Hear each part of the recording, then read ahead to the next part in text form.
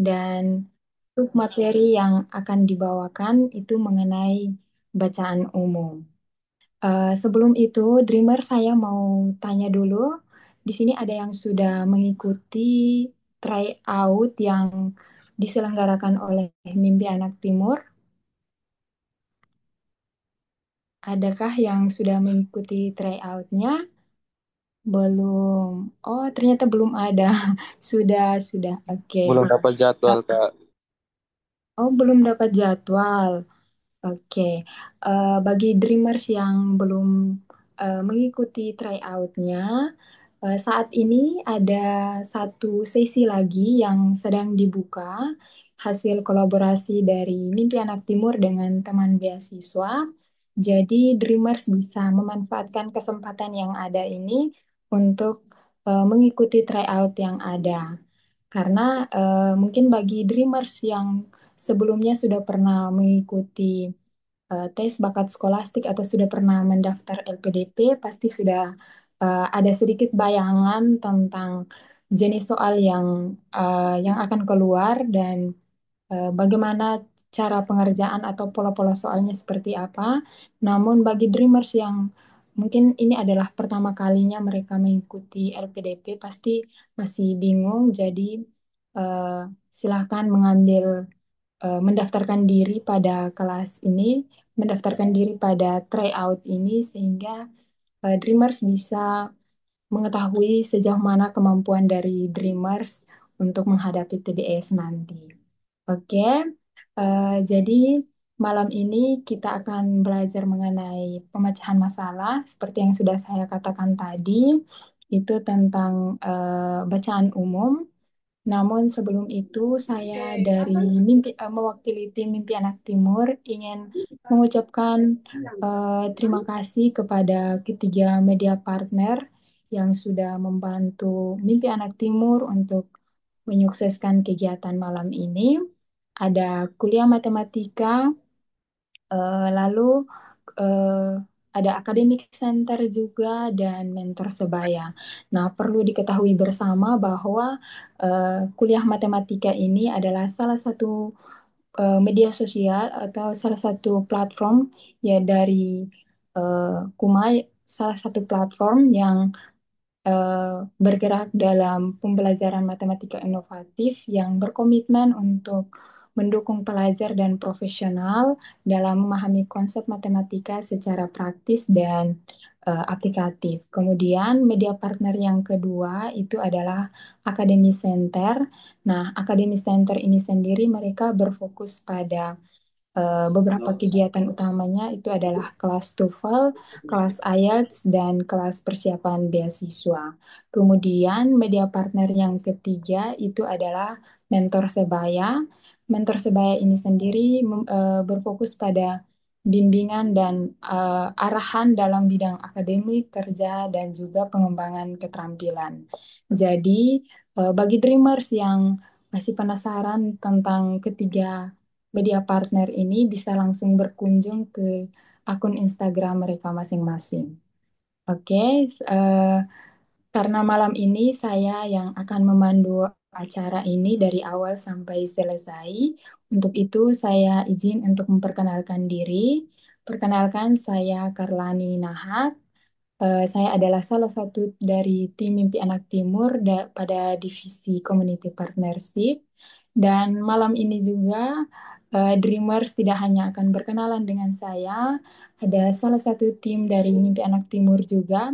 Ada Kak Iksan. Halo Kak Iksan. Halo, Kak Karlani. Iya, oke. Jadi Dreamers perlu diketahui juga bahwa Kak Iksan ini adalah PIC kegiatan kita malam ini. Jadi, saya akan berikan kesempatan kepada Kak Iksan untuk menyampaikan sepatah dua kata mengenai kegiatan kita malam ini. Kak Iksan, silahkan Kakak. Oke, terima kasih buat Kak Karlani yang sudah menjadi MC kita pada malam hari ini. Selamat malam, Dreamer semua. Kemudian selamat malam buat narasumber kita pada malam hari ini. Salam kenal buat kita semua. Sebelumnya saya perkenalkan, Nama saya Ignatius Mau, biasa disapa dengan Iksan. Saya merupakan PIC kegiatan kita pada mini kelas minggu ketiga ini. Eh, Pertama-tama saya mengucapkan terima kasih kepada Dreamer sekalian yang masih setia mengikuti mini kelas tes bakat skolastik yang diselenggarakan oleh Mimpi Anak Timur hingga minggu yang ketiga ini. Tentunya minat belajar yang tinggi dari Dreamer sekalian ini semoga bisa mendapatkan hasil yang baik di tes bakat skolastik nantinya. Oleh karena itu, pada malam hari ini kita akan belajar dengan narasumber yang sangat keren, yaitu ada Kak Sonia Victoria yang nanti akan membawakan materi tentang pemecahan masalah khususnya di bacaan umum. Kami juga dari Mimpi Anak Timur ingin mengucapkan terima kasih kepada narasumber kita yang sudah meluangkan waktu dan pikirannya untuk berbagi bersama Dreamers pada malam hari ini. Yang kedua, kami ingin mengucapkan terima kasih banyak juga tentunya kepada Dreamers sekalian yang sudah dengan setia mengikuti program-program yang sudah diadakan oleh Mimpi Anak Timur sebelumnya. Kami dari Mimpi Anak Timur sebagai komunitas sukarela sangat mengapresiasi teman-teman semua yang sudah mau hadir pada malam hari ini dan mau belajar bersama kami. Dan kami sangat berharap semoga kegiatan mini kelas malam ini bisa menjadi masukan yang positif bagi teman-teman semua yang akan menghadapi tes bakat skolastik nantinya. Dan kami berharap teman-teman yang sudah hadir pada malam hari ini bisa mengajak teman-teman yang lain juga, kerabat ataupun keluarga yang sedang membutuhkan pendampingan atau masukan terkait dengan tes bakat skolastik ini. Kami harap untuk bisa mengajak sebanyak-banyaknya sehingga bukan hanya kita sendiri yang bisa bertumbuh dan punya potensi untuk lolos, tapi kita juga bisa mengajak lebih banyak orang lagi. Kemudian kami juga dari Mimpi Anak Timur sedang menyelenggarakan tryout tes bakat skolastik untuk dreamer semua yang ingin mempersiapkan diri dan ingin menguji seberapa jauh uh, persiapannya bisa mendaftarkannya segera dan informasinya itu ada di sosial media Mimpi Anak Timur. Untuk itu saya tidak berlama-lama lagi dan saya mau mengucapkan semoga kegiatan malam hari ini bisa bermanfaat untuk teman-teman dan semoga teman-teman bisa memanfaatkan kesempatan malam hari ini untuk bertanya sebanyak-banyaknya kepada narasumber kita, ambil sebanyak-banyaknya ilmu dari Kak Sonya, sehingga teman-teman mungkin saat ini yang akan menjadi peserta, tapi di batch berikutnya teman-teman yang akan menjadi narasumber.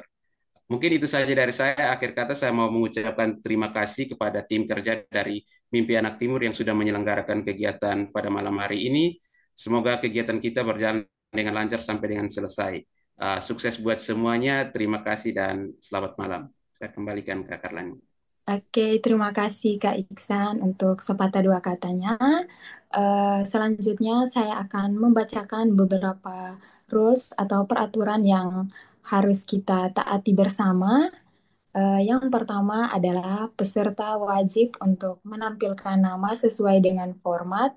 Formatnya itu adalah peserta nama asal daerah. Contohnya peserta nama Bunga dan asalnya dari Kupang. Jadi untuk Dreamers yang eh, namanya belum sesuai dengan format bisa diganti terlebih dahulu. Kemudian peraturan yang kedua, selama acara berlangsung, peserta diharapkan untuk mengaktifkan kamera dan menggunakan virtual background yang sudah disediakan oleh tim Mimpi Anak Timur. Untuk rules yang kedua ini juga sebagai salah satu bentuk apresiasi kepada tim kreatif desain dari Mimpi Anak Timur yang sudah bekerja keras untuk menyiapkan desain-desain yang menarik ini. Oke, saya lanjut ke yang ketiga. Peserta wajib untuk menonaktifkan mikrofon selama acara berlangsung, terkecuali saat sesi Q&A nanti akan diberikan kesempatan. Jadi saat sesi pemaparan materi nanti, peserta atau dreamer sekalian diharapkan untuk menonaktifkan mikrofon sehingga tidak ada suara-suara dari luar yang mengganggu konsentrasi dari narasumber maupun dreamers yang sedang berkonsentrasi untuk menyimak materi. Kemudian, rules yang terakhir adalah peserta wajib untuk mengikuti acara ini sampai selesai dengan tertib dan sopan. Lalu, sebelum kita memulai dengan kegiatan inti kita malam ini, alangkah baiknya kita mengawali dengan doa, sehingga apa yang kita pelajari malam ini bisa terekam dalam hati dan pikiran kita, dan bisa menjadi bekal untuk eh, menghadapi tes bakat skolastik yang akan datang. Untuk itu, mari kita berdoa sesuai dengan ajaran dan kepercayaan kita masing-masing.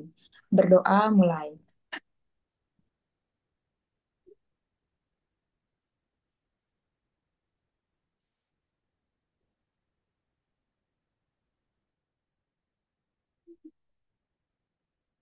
Oke, berdoa selesai. Dan selanjutnya kita akan memasuki acara inti. Namun sebelum itu kita akan abadikan momen ini terlebih dahulu. Untuk itu, Dreamers yang belum mengaktifkan kamera bisa mengaktifkan kamera dulu sehingga kita bisa eh, mengambil foto bersama. Dan saya minta bantuannya Kak Rey dari Mimpi Anak Timur untuk memandu acara foto bersama ini. Kak Rey, bisa Kakak? Oke, oke, siap, Pak. Sebentar Oke, ya. ya. Dreamers yang belum mengaktifkan kamera, silakan mengaktifkan dulu kameranya dan bisa menggunakan virtual background. Yang belum bisa mengaktifkan bisa eh, menyalakan fitur yang ada di Zoom, fitur apa nih? Love atau jempol atau apapun itu silakan.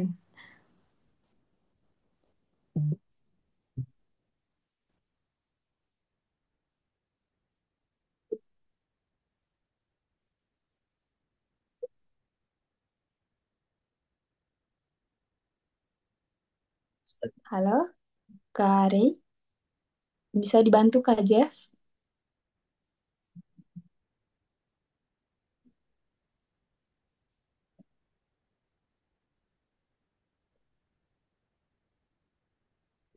Oke, teman-teman, saya pandu untuk foto bersama ya. Oke, saya hitung sampai 3 untuk slide pertama. Satu, dua, tiga. Oke, kita ke slide kedua. Satu, dua, tiga. Slide yang ketiga. Satu, dua, tiga. Oke, terima kasih. Terima kasih. Oke, terima kasih Kak Rey untuk sesi foto bersama ini. Selanjutnya kita akan masuk pada acara inti pemaparan materi dari narasumber. Namun sebelum itu saya mengundang teman-teman panitia yang bertugas untuk mengirimkan link presensi untuk dikirimkan terlebih dahulu ke kolom chat agar Dreamers bisa mengisi link presensi terlebih dahulu sebelum kita memulai kelas malam ini. Oke, Kak Iksan sudah mengirimkan link presensinya. Jadi Dreamers dipersilahkan untuk mengisi link presensi terlebih dahulu sebelum kita memulai kelas malam ini. Sambil menunggu Dreamers mengisi link presensi, kita berkenalan dulu dengan narasumber cantik kita malam ini. Ada Kak Sonya Victoria Akoy. Halo Kak Sonya, Halo, selamat malam Kak Karleni. selamat malam. Ini saya panggil Kak Sonya, Kak Victoria, atau apa Kakak? Kak Sonya saja Kak. Oke, Kak Sonya. Apa kabar Kakak? Ada di mana sekarang? Baik, sehat Kak. Ada di Atambua Kak sekarang. Oh, di Atambua. Saya pikir sudah Iya, di Australia Kakak. belum. Kebetulan baru Ah, habis PB, jadi sementara persiapan. iya, iya. Jadi Dreamers, Kasonya ini adalah calon penerima beasiswa LPDP Batch 1 tahun 2024. Dan tujuan kampusnya itu di University of Melbourne. Nah, beliau mengambil Master of Science. Jadi Dreamers di sini yang mungkin ada rencana mau mengambil eh, jurusan atau tujuan kampus yang sama seperti Kasonya, malam ini bisa langsung tanya-tanya ke Kasonya langsung. Tips dan triknya seperti apa bisa nanti langsung ditanyakan saat sesi Q&A. Jadi, saya ada informasi tambahan juga bahwa nanti saat sesi pemaparan materi, Dreamers, jika ada hal-hal yang mungkin mengganjal atau ingin ditanyakan ke kasonya, nanti dicatat dulu, karena nanti akan ada sesi Q&A tersendiri. Saat sesi Q&A itu baru Dreamers dipersilahkan untuk bertanya. Oke, jadi tanpa berlama-lama lagi, waktu selanjutnya saya berikan kepada kasonya untuk menyampaikan materi malam ini. Silakan Kakak. Iya, terima kasih Ini banyak, Kak Karlani. Ya, bagaimana, ya Kak? Kakak. Materinya mau dibantu dari tim Mimpi Anak Timur atau langsung Ah, di-share dari... tidak apa-apa, dari saya saja minta Oke, akses untuk co-hostnya, Kak. oke. Siap Kakak. Ya, Kak Jeff, tolong jadikan Kak Sonya co-host. oh, tidak perlu, Kak. Bisa bisa sambil ini. Bisa Oh, langsung share screen. bisa. Ya, Oh, oke, oke. Terima kasih. ya. Silakan dilanjutkan Kakak. Ya, terima kasih. Teman-teman sebelum mulai, boleh Kak dikasih reaction apapun teman-teman sesuai dengan perasaan hari ini, gambar apapun.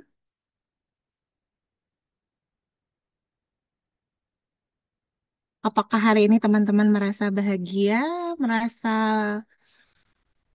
sukacita? Oke, semua merasa love ya. Wow, semua merasa bulan-bulan bulan cintanya sudah lewat, kakak-kakak. Sekarang bulan TBS. 2 minggu lagi saya ujian. Oke, halo semuanya. Tadi sudah diperkenalkan, saya Sonya. Saya berasal dari Atambua, perbatasan antara Indonesia dan Timor Leste. Rumah saya 15 menit dengan perbatasan. Jadi ya begitulah. Oke, pertama disclaimer teman-teman, yang saya bagikan adalah pengalaman pribadi, mungkin berbeda dengan yang teman-teman dapatkan di YouTube ataupun yang di lainnya. Namun semoga ini bisa membantu teman-teman Dreamers untuk bisa mempersiapkan diri untuk TBS nanti. Oke, mari kita mulai. Oke, agenda kita perkenalan, nanti akan dijelaskan apa saja sih soal-soal terkait dengan pemecahan masalah, terutama dengan bacaan. Saya punya pengalaman, terus tips and trick menjawab tipe soal di pemecahan masalah, kemudian akan ada soal dan pembahasan juga. Oke, pertama kita mulai, mari kita kenalan. Beta Sonya Victoria Akoit Esmat, di, jurusannya itu Prodi Matematika FST Undana, sudah tahun 2022 kemarin. Kemudian pengalamannya di 2025 ini diterima sebagai awardee Wisely Academic Fellow Program untuk cohort bulan fall 2025, kemudian 2024 kemarin puji Tuhan dapat CPB LPDP jalur afirmasi luar negeri, dan 2023 itu awardee ELTA NTT ke-14 dari Australia Award Indonesia. Kurang lebih seperti itu. Oke, kakak-kakak mungkin sudah tahu kalau misalnya di TBS itu ada 4 jenis tes. Yang pertama itu tentang penalaran verbal, analogi, kemudian penalaran logis, penalaran eh, analitis, masuk lagi ke soal terkait dengan kuantitatif, dan yang terakhir itu adalah tes penalaran atau pemecahan masalah. Kalau tipe ini itu adalah tipe soal yang akan menyajikan berbagai macam data, baik dari penggalan berita, ataupun grafik data, ataupun beberapa paragraf yang nantinya kandidat atau teman-teman harus mencoba menganalisis dan memecahkan masalah yang terdapat dalam soal. Jumlah soalnya 12 soal, dan durasi pengerjaannya itu selama 20 menit. Bisa dibilang 1 menit itu pengerjaannya itu kurang 1,5 menit kurang lebih. Tetapi itu tidak termasuk dengan teman-teman membaca soal. Jadi kita perlu tahu tips seperti apa sih supaya semua soal itu bisa dijawab. Biasanya tipe soal seperti ini cukup disukai oleh mereka yang menghindari matematika. Biasanya. Tapi tidak tahu kakak-kakak tipikal yang suka matematika atau tidak. Nah, kita lihat apa saja sih tipe soal pemecahan masalah ketika disajikan data grafik paragraf ataupun bacaan, teman-teman bisa diminta menentukan kesimpulan dari teks atau data atau menentukan topik, judul bacaan atau apa sih masalah utama yang um, ada dalam bacaan. Kemudian diminta juga untuk menentukan kesesuaian pernyataan dari teks atau data. Jadi ada satu atau dua paragraf, kemudian pertanyaannya adalah manakah pernyataan yang tersirat dari teks di atas? Oh, A, ini gitu. Kemudian yang keempat, teman-teman juga bisa diminta untuk memperbaiki kalimat sesuai dengan aturan PUEBI, Pedoman Umum Ejaan Berbahasa Indonesia. Yang kelima, menemukan informasi spesifik yang tersirat dan tersurat dari bacaan. Ini sama tipenya kayak menentukan kesesuaian pernyataan. Kemudian bisa juga ada soal yang menyatakan ketika dikasih satu bacaan, teman-teman diminta untuk meramalkan apa sih kemungkinan yang akan terjadi jika masalah ini terus berlanjut. Jadi teman-teman diminta untuk menjadi peramal. IPDP ini kadang agak sudah minta kita untuk memecahkan soal matematika, diminta kita untuk menjadi peramal. Ya, seperti itulah. Nah, kemudian bagaimana sih tips untuk mengerjakan semua tipe soal di atas? Umumnya ada dua tips penting, yaitu skimming atau scanning. Kalau teman-teman tahu, skimming, skimming itu apa teman-teman? Mungkin boleh dibantu di kolom chat, ada yang tahu skimming itu apa? Skim.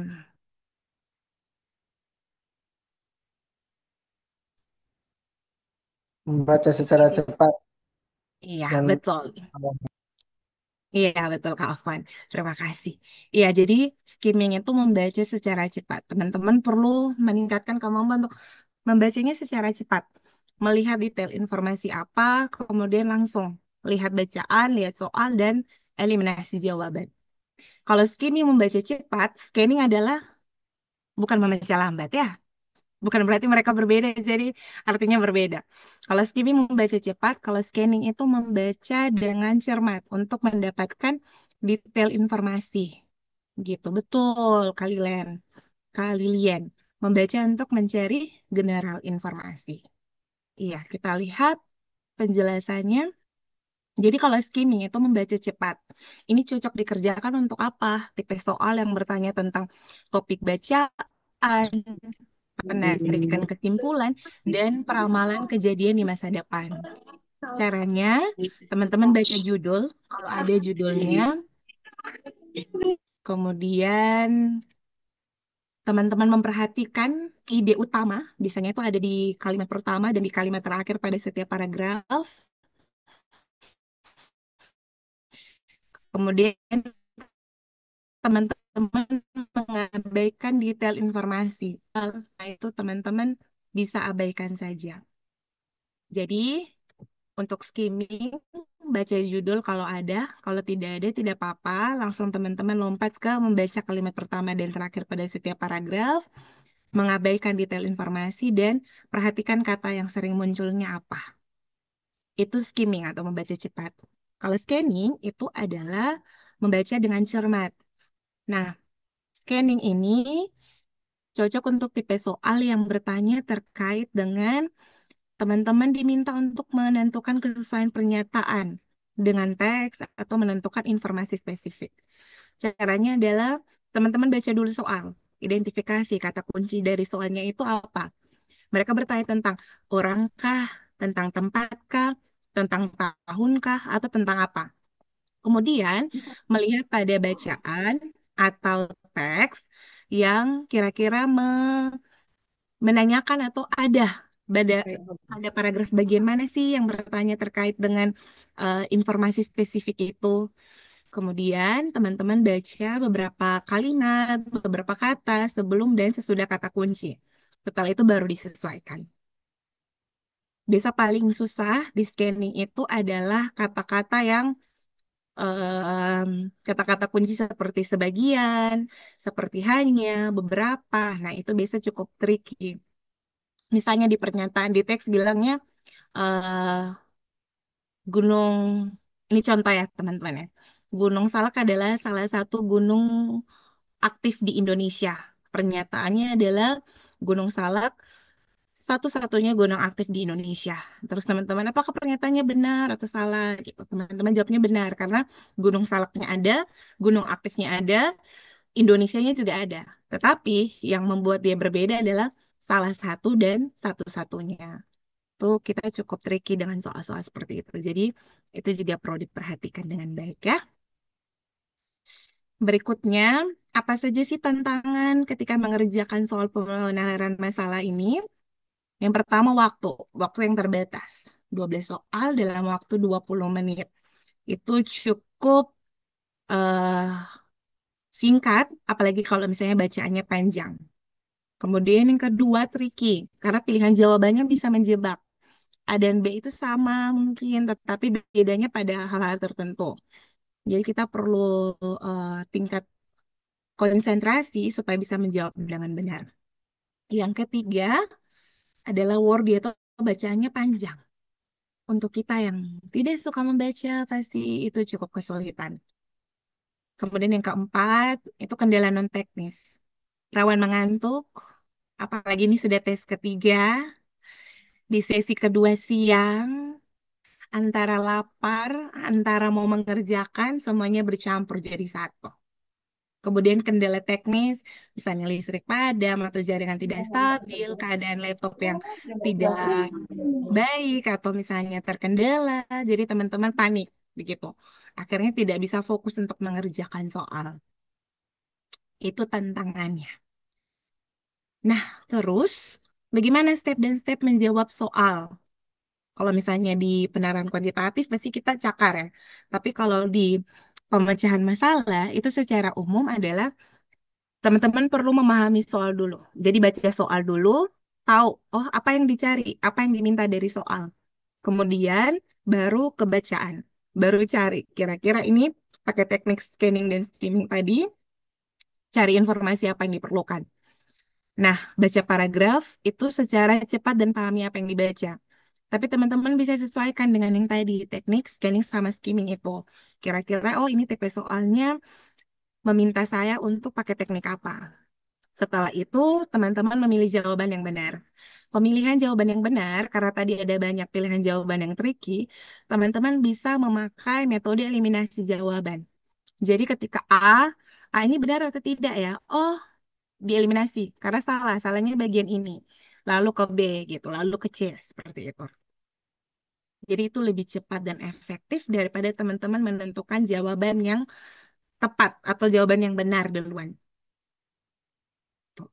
Tapi kalau teman-teman terbiasa dengan, oh kak saya tidak suka eliminasi, tapi saya mau mempertahankan semuanya. Jadi saya langsung pilih saja jawaban yang benar. Itu boleh. Karena setiap orang punya caranya masing-masing ya. Oke. Kemudian, ini hal-hal yang teman-teman perlu persiapkan sebelum ujian.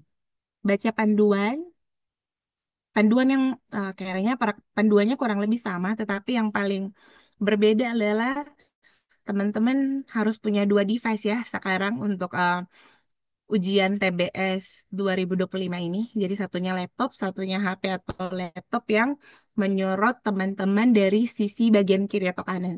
Searah dengan jarum angka 3 dan 9. Kemudian kalau tidak mengerti, bertanya pada Awardi atau bertanya pada di grup Menti Mimpi Anak Timur. Kemudian download exam browsernya jauh-jauh hari. Jangan pada saat tanggal 15-16 mau try out, paginya baru teman-teman download. Kalau bisa jauh-jauh hari supaya teman-teman tahu apakah spesifikasi laptop saya cocok atau tidak, sesuai atau tidak. Kemudian siapkan peralatan. Kalau bisa teman-teman berada di lingkungan yang aman, coba untuk berada di lingkungan yang aman, siapkan ruangan yang tenang, kuota internet yang baik, kabel roll, memastikan laptop juga dalam keadaan full baterai. Kemudian belajar dari semua sumber yang ada. Banyak sekali sumber yang gratis. Seperti tadi sudah disampaikan, Mimpi Anak Timur akan ada lagi 1 kali tryout. Teman-teman bisa memanfaatkan itu di sela-sela waktu liburan ini. Karena tryout itu membuat kita lebih aware dengan jenis soal. Oke, seperti itu. Sekarang mari kita latihan. Sudah siap, teman-teman? Boleh Sudah, di Kak. kolom chat. Sudah. Terima kasih. Oke. Ya, ini adalah contoh soalnya. Mungkin teman-teman boleh 1 atau 2 menit untuk membaca soal dan mengerjakan.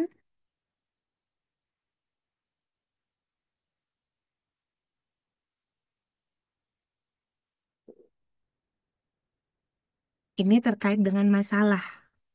Berarti teman-teman harus pakai teknik skimming.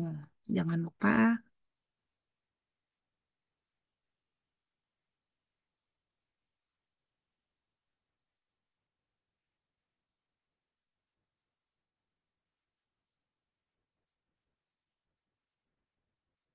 Oke.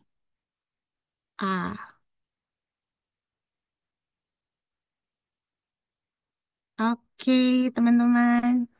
Ya, benar. Jawabannya ada. Oke. Wah, waduh, teman-teman Dreamer nih kayaknya tidak perlu ini ya. Sudah siap nih untuk TBS. Karena 1 soal tidak sampai semenit sudah bisa dijawab. Iya, betul teman-teman. Jawabannya adalah A. Kita lihat. Analisisnya adalah teks tersebut berisi informasi tentang wabah campak yang terjadi di Romania. Beberapa poin utama yang ada di teks itu seperti campaknya terjadi di mana, berapa orang yang tewas, kemudian pemerintah menurunkan usia vaksinasi, peringatan dari CDPC tentang kemungkinan penularan yang semakin tinggi, dan penyebaran kasus di wilayah yang ada di Romania. Kita kalau misalnya pakai teknik eliminasi jawaban, iya itu paling tepat karena wabah campak di Rumania. Dia menyoroti di kalimat pertama dan kalimat kedua. Ciri-ciri campak tidak, dia cuma dibahas di sedikit di akhir tes, tetapi itu tidak secara spesifik, tidak secara umum. Itu merupakan data spesifik. Jadi ketika kita scanning, kita abaikan data-data spesifik itu. Lokasi itu juga data spesifik, kita abaikan. Kemudian tingginya rasio penularan penyakit campak di Eropa itu tidak, karena yang dibahas adalah di Rumania, bukan di Eropa. Kemudian yang E, gejala penyakit campak itu sama kayak tadi, ciri-ciri penyakit campak, cuman dibahas di akhir, bukan inti masalah. Jadi jawaban yang tepat adalah A, seperti itu. Oke, mari kita next.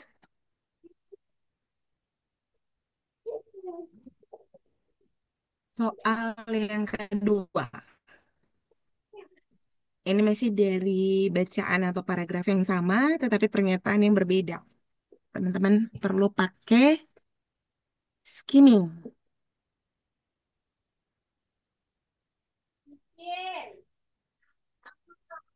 Silahkan dicoba.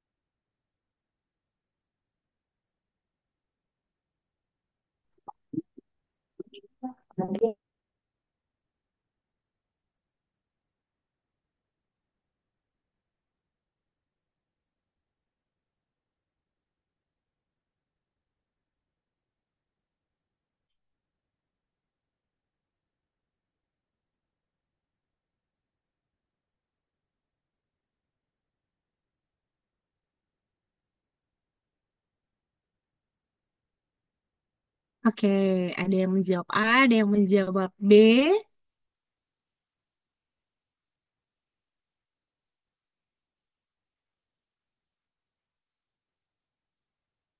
Oke, karena ada dua pilihan jawaban, eh adakah yang mau mewakili tim A?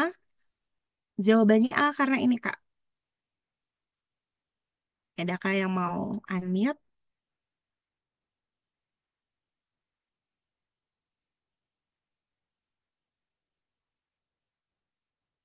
Atau tim B? Ada yang mau menjelaskan sedikit secara singkat kenapa dia memilih B?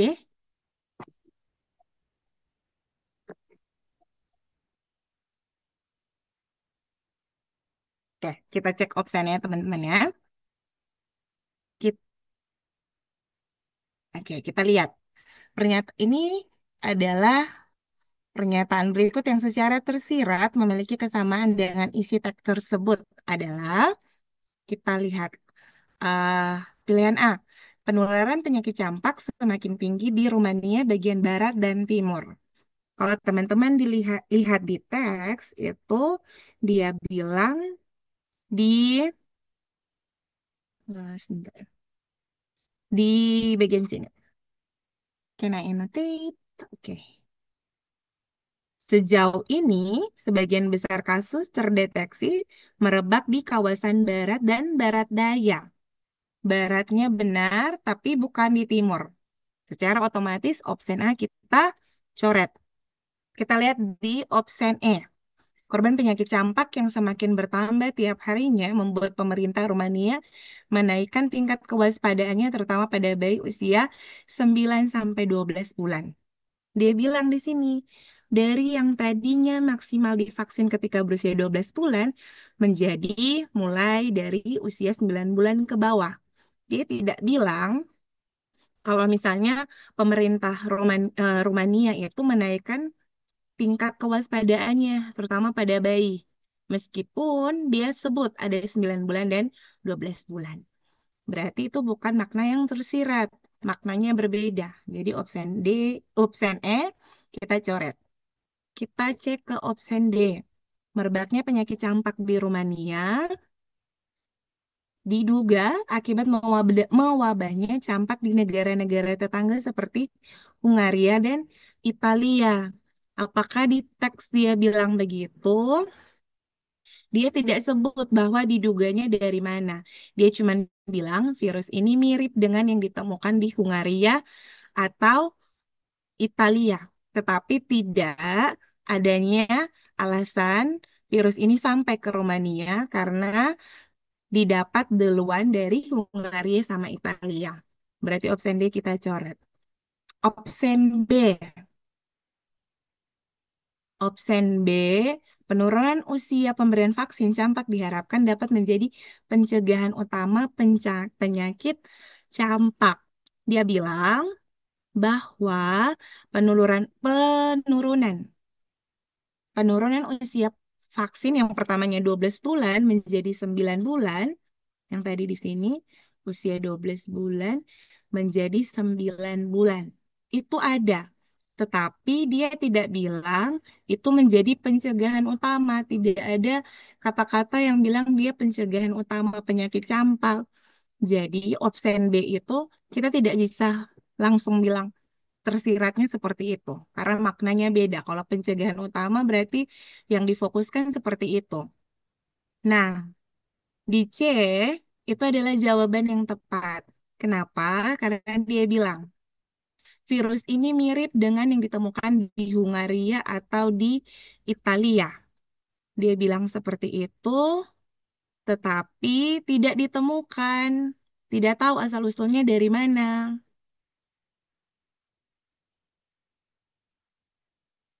Jadi, yang benar itu adalah opsi C. Dia punya kemiripan dengan virus yang ada di Hungaria dan Italia, tetapi belum ditemukan asal-muasalnya dari mana. Seperti itu. Jadi jawaban yang benar adalah C. Oke. Sejauh ini aman, kakak-kakak, teman-teman? Iya, benar, Kak.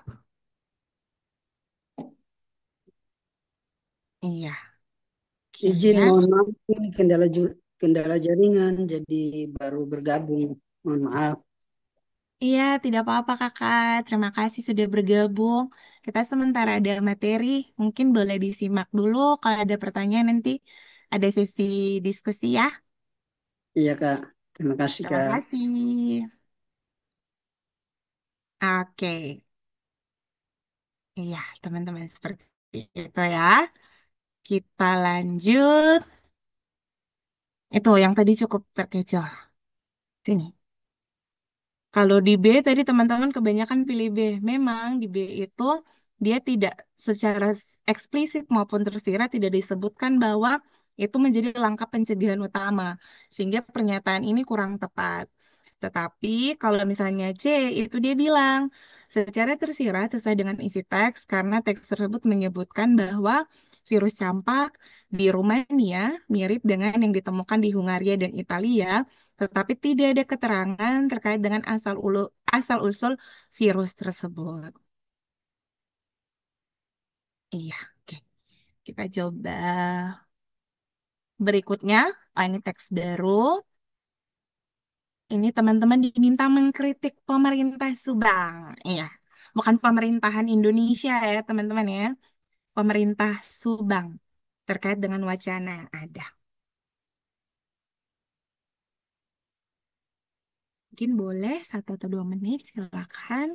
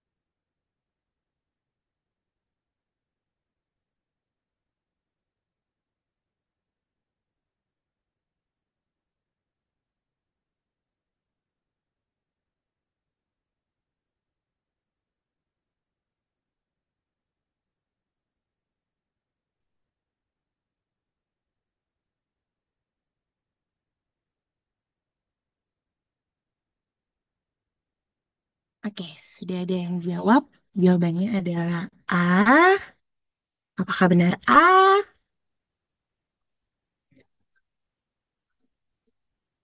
Oke.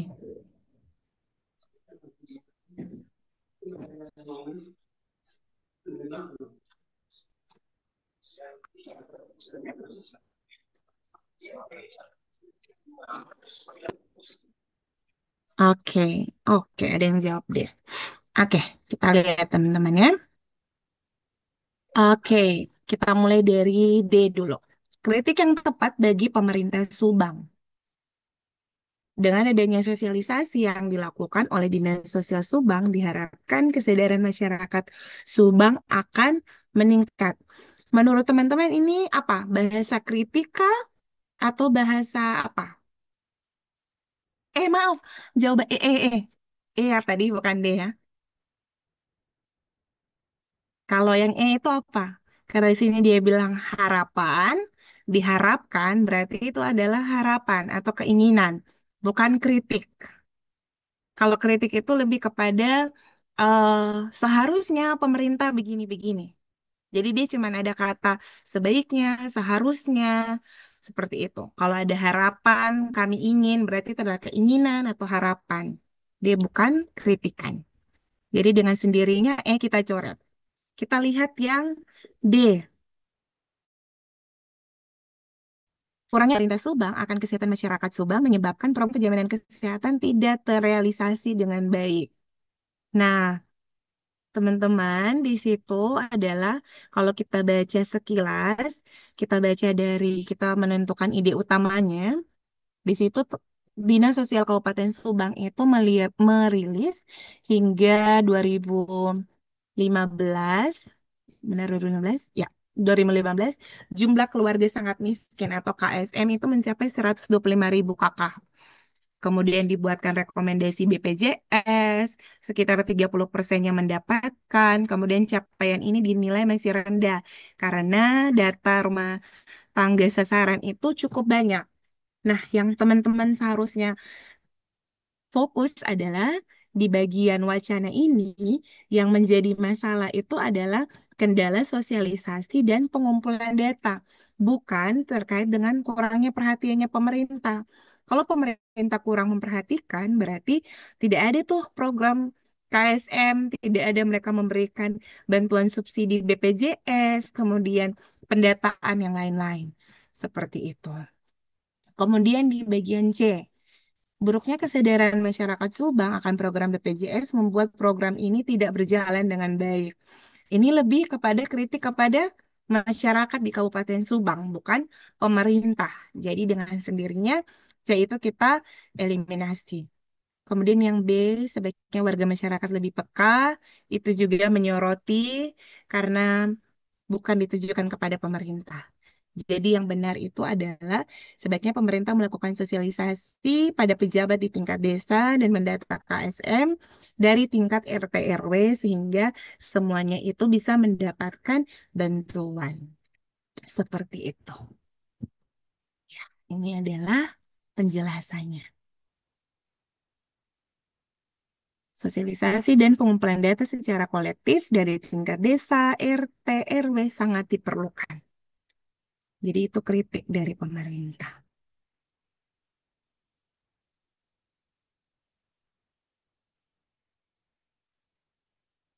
Sebaiknya itu bukan saran ya Kak. Kalau menurut saya saran Kak. Misalnya sebaiknya Kakak mengikuti. Iya, betul kok Kak. Sebaiknya itu saran. Sebaiknya seharusnya. Kalau misalnya dia ada kata-kata yang tadi Unya bilang diharapkan, itu adalah harapan. Itu bukan kritik. Tapi kalau sebaiknya seharusnya itu dia saran gitu. Cuman kadang-kadang itu cukup tricky kalau misalnya teman-teman menganalisis jawaban dari kata kunci sebaiknya seharusnya. Teman-teman juga perlu baca konteksnya secara keseluruhan supaya tahu apakah sebaiknya ini ditujukan kepada pemerintah sesuai dengan pertanyaan, kepada masyarakat, kepada siapa supaya tidak terjadi kesalahan. Iya, benar. Oke, aman-aman, Kak. Terima kasih. Oke, kita next, teman-teman. Soal yang berikut. Oke, ini masih yang sama. Masih eh, bacaan yang sama, tetapi diminta untuk kalimat majemuk setara hubungan penjumlahan dalam wacana di atas ditunjukkan oleh kalimat yang mana.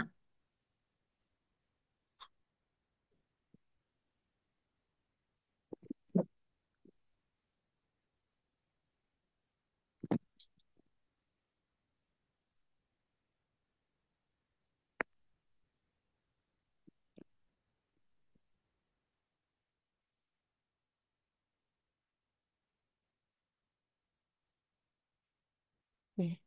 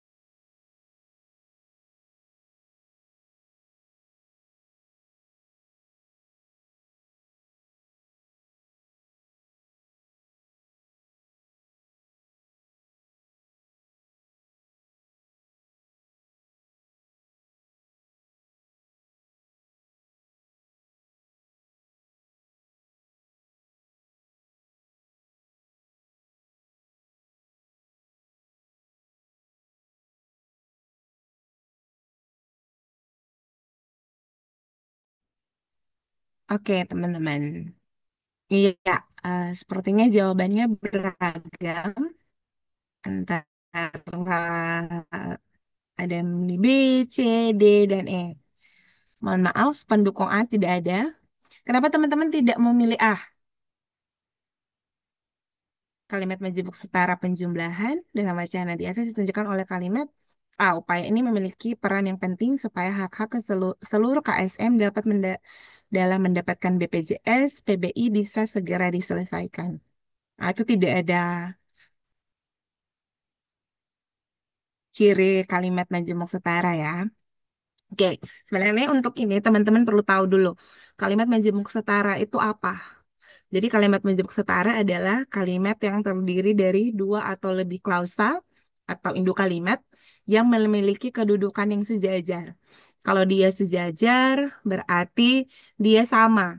Yang satu membahas tentang kata kerja, di kemudian ada kata penghubung ya, dan satunya juga membahas tentang kata kerja dan seterusnya. Kita lihat opsi A. Upaya ini memiliki peran yang penting supaya hak-hak seluruh KSM dalam mendapatkan BPJS PBI bisa segera diselesaikan. Kalimat ini tidak menunjukkan hubungan penjumlahan, karena tidak ada kata apapun yang menunjukkan bahwa kalimatnya setara. Yang B, Dinas Sosial Kabupaten Subang merilis hingga 2015 ini, jumlah keluarga sangat miskin mencapai 125.000 kepala keluarga lebih.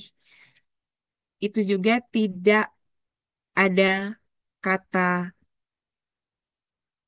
yang menunjukkan kalimat majemuk. Kita lihat yang C, data-data KSM itu bisa diperoleh secara akurat oleh masing-masing kades dan lurah, serta dari hasil pendataan ketua RT dan RW setempat. Penjumlahan itu bukan berarti ada angka ya, karena kalimat majemuk penjumlahan bukan berarti oh ada satu angka kemudian satu angka. Tetapi kalimat majemuk penjumlahan itu dia kedudukannya sama, dia menambahkan atau mendukung kalimat berikutnya. Nah, kalimat majemuk setara penjumlahan itu ditandai dengan kata dan, kata serta, dan seterusnya. Karena di sini dia punya dua kata majemuk penjumlahan. Yang pertama, yang pertama itu ada kata dan, kemudian ada kata serta, dan juga di sini ada kata dan. Jadi kalau kita pisah, kalimat majemuknya itu menjadi data-data KSM itu bisa diperoleh secara akurat oleh masing-masing kades. Kemudian yang kedua, data-data KSM itu bisa diperoleh secara akurat oleh masing-masing lurah. Karena dia terjadi pendobelan, makanya kita gabungkan kedua klausa itu menjadi data-data KSM itu bisa diperoleh secara akurat oleh masing-masing kades dan lurah. Kemudian serta ditambahkan lagi kata serta dari hasil pendataan ketua RT dan RW setempat. Maka ini yang disebut dengan kalimat majemuk setara penjumlahan. Kalau yang D dan E itu sama, tidak ada jumlah hubungan penjumlahannya. Seperti itu.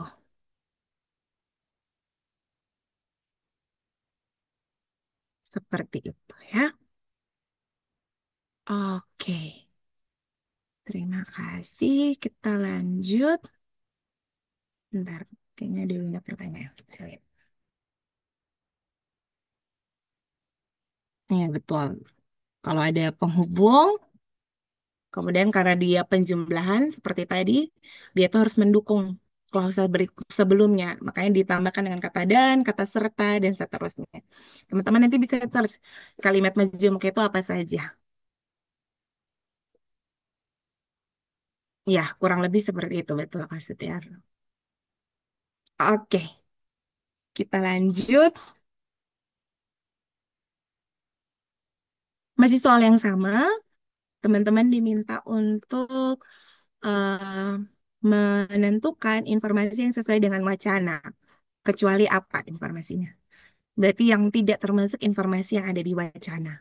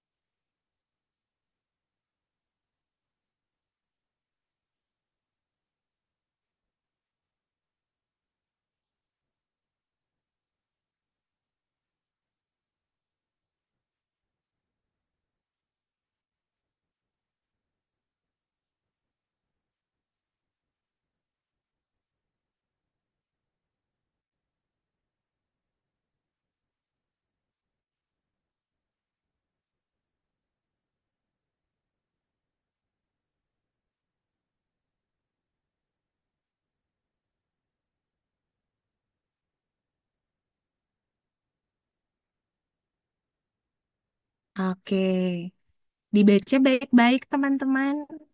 Informasi yang sesuai dengan wacana di atas kecuali. Ada kata kecualinya. Berarti yang tidak. Oke, ada kesalahan. Eh, saya tahu kenapa teman-teman memilih A. Gitu ya, maaf ya. Ini, udah ya. A-nya sudah dicoret. Berarti itu kesalahan ketik. Iya betul. Kesalahan ketik, mohon maaf.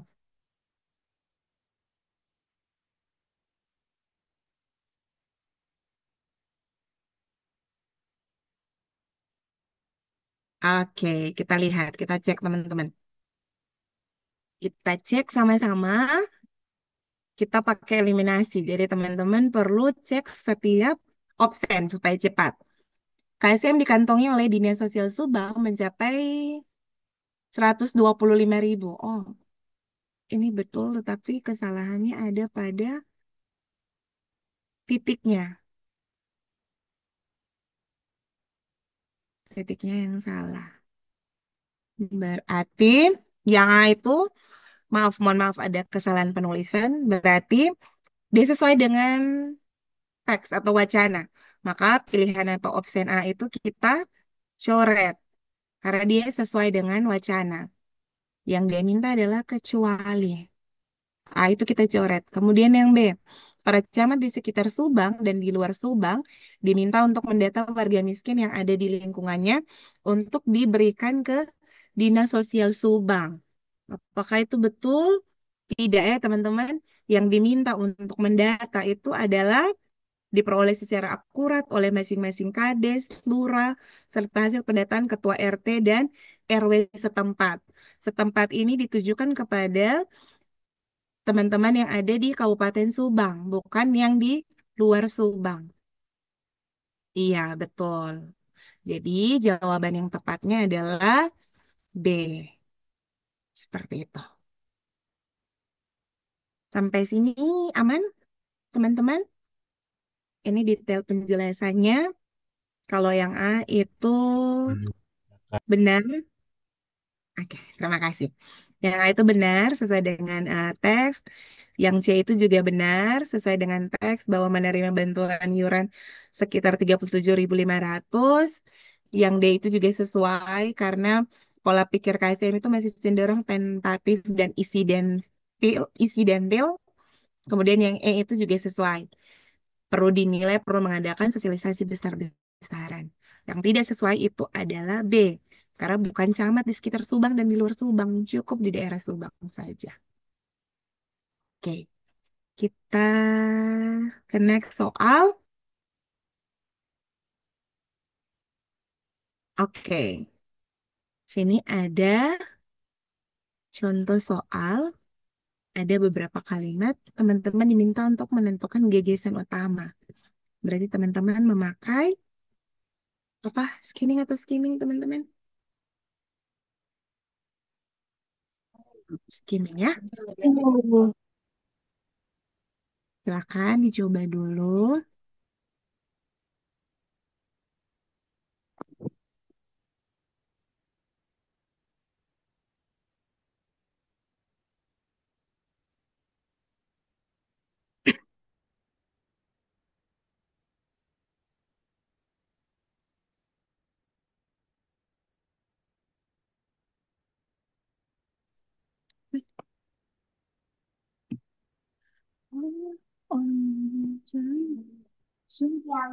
Iya, tunggu Dana mau cek dulu. Oke. Dipilih yang paling umum, teman-teman. Jangan lupa. Dia harus yang paling umum kalau untuk gagasan.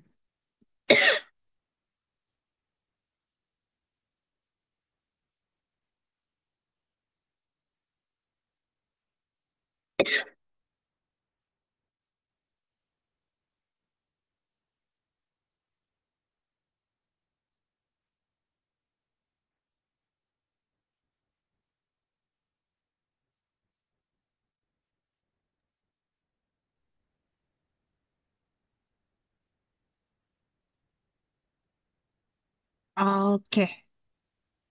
Terima kasih teman-teman. Jadi jawabannya adalah D. Teman-teman yang memilih opsi D, ada yang mau menjelaskan kenapa jawabannya D? Ada yang mau membantu? Saya boleh kakak?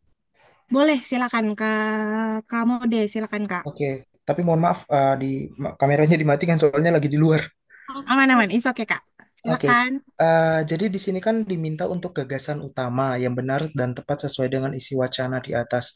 Nah itu tuh harusnya tuh D, jawabannya munculnya lubang raksasa, karena dari semua kalimat yang ada 1 sampai dengan 5 itu tuh mengacu kepada lubang raksasa itu, munculnya lubang raksasa. Yang lain-lainnya itu tuh cuman kayak akibat-akibatnya saja, kalimat-kalimat penjelas saja, seperti itu Kak. Oke, terima kasih banyak Kak Modes. Dan iya teman-teman, itu adalah alasannya. Ingat, gagasan utama itu adalah dia paling umum. Kalau misalnya yang A itu kan lubang raksasa memutus jembatan penghubung dua bank di Florence. Itu sudah akibat, teman-teman. Berarti sudah informasi yang spesifik. Tetapi gagasan utama itu harus general. Kita lihat penjelasannya. Kalimat ini salah karena tidak ada informasi dalam teks yang menyatakan bahwa lubang raksasa itu memutus jembatan. Jembatan Ponte Vecchio itu tidak rusak, melainkan jalan di dekatnya itu yang amblas. Yang B, akibat munculnya lubang raksasa di Florence, belasan mobil menjadi korban. Opsi ini tidak tepat karena hanya menekankan satu akibat, belasan mobil menjadi korban. Tetapi ada juga akibat lainnya, yaitu gangguan lalu lintas, penutupan sekolah sampai berhari-hari.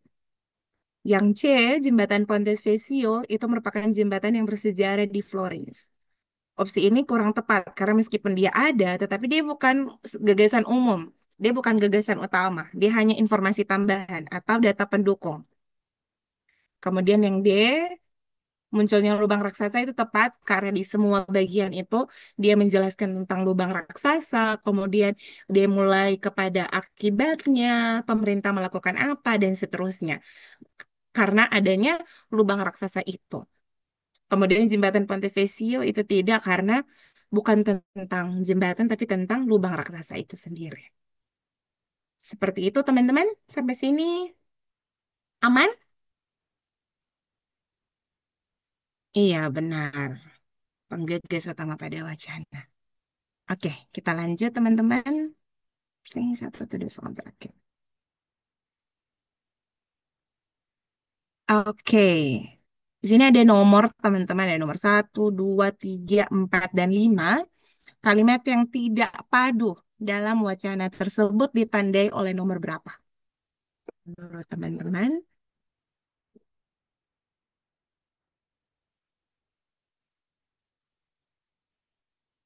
kalau mau dikasih clue, kalimat yang tidak padu itu kalimat yang tidak ada hubungan dengan ide utama atau dengan kalimat yang lain.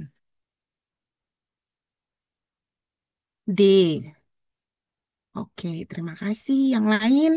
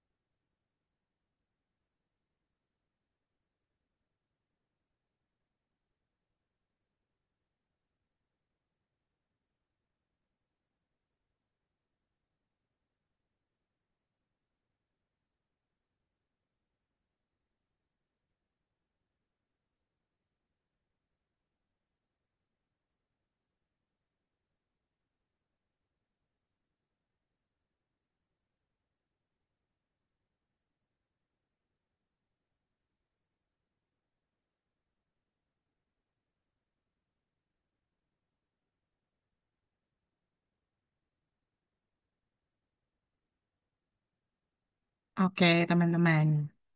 Kita lihat ya, kunci jawabannya bahasnya bagaimana ya. Oke, jawaban yang pertama, seperti yang tadi sudah disampaikan, Kalimat yang tidak padu itu kalimat yang tidak memiliki hubungan dengan kalimat lain dalam satu paragraf.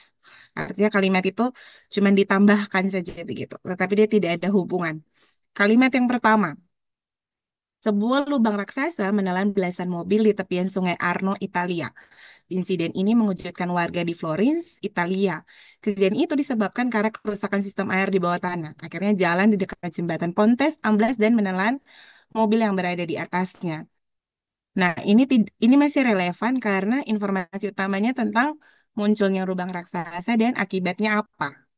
Berarti jawaban A itu kalimat nomor satu itu masih padu. Dia tidak, dia bukan jawaban yang tepat. Karena yang diminta di pertanyaan adalah kalimat yang tidak padu. Option B terkait dengan kalimat kedua, lubang ini dikabarkan memiliki panjang 210 meter. Iya, karena dia itu bilang jembatan di dekat itu jembatan Pontens itu amblas menekan mobil, kita perlu tahu. Oh, ternyata panjangnya itu sampai 210 meter, lebarnya itu 6 meter. Makanya wajar mobilnya itu bisa jatuh ke bawah. Dia bisa menelan mobil yang berada di atasnya. Maka kalimat kedua ini masih relevan dengan kalimat yang pertama. Kalimat yang ketiga itu berkaitan dengan kejadian ini menyebabkan lalu lintas terganggu dan menarik banyak warga untuk melihat lokasi kejadian secara langsung. Oke, dia memang pasti mengganggu lalu lintas karena adanya kecelakaan, karena adanya yang seterusnya. Tetapi menarik banyak warga untuk melihat lokasi secara langsung itu yang tidak relevan. Kenapa? Karena dia tidak ada penjelasan lebih lanjut mengenai bagaimana lalu lintas itu terganggu, bagaimana warga tertarik untuk datang, sehingga tidak ada kesinambungan dengan gagasan utama yang berkaitan dengan lubang raksasa itu. Option D itu masih relevan karena penutupan sekolah itu menjadi salah satu dampak atau akibat dari lubang raksasa itu. Kalau teman-teman lihat, kalau misalnya kalimat ketiga kita hapus ya teman-teman, tidak ada ya. Untungnya tidak ada warga yang terluka dalam kejadian ini. Pemerintah setempat pun memutuskan untuk menutup sekolah. Itu masih bisa karena dia ada kalimat lanjutannya. Dikabarkan sekolah akan kembali dibuka. Jadi dia tuh masih ada penjelasan bahwa ditutup, kemudian ditutupnya kapan, dibukanya kembali kapan. Jadi dia masih termasuk kalimat yang padu. Masih relevan dengan masalah tersebut.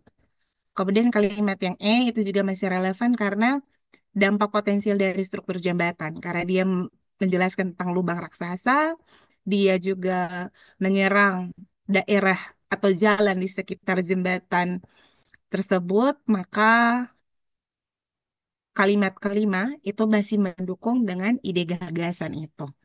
Seperti itu. Ya, oke teman-teman.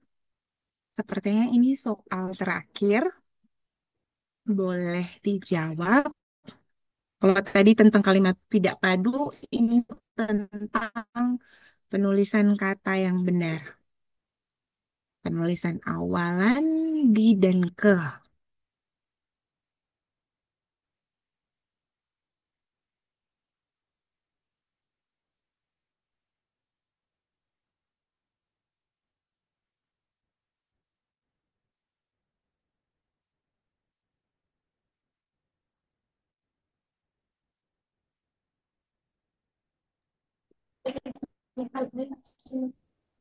Ma,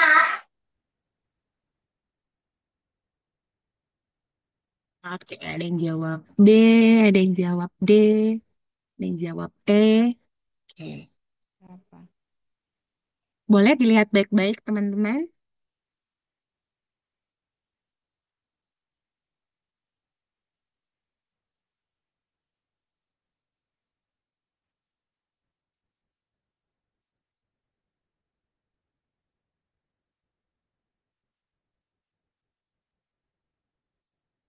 Oke.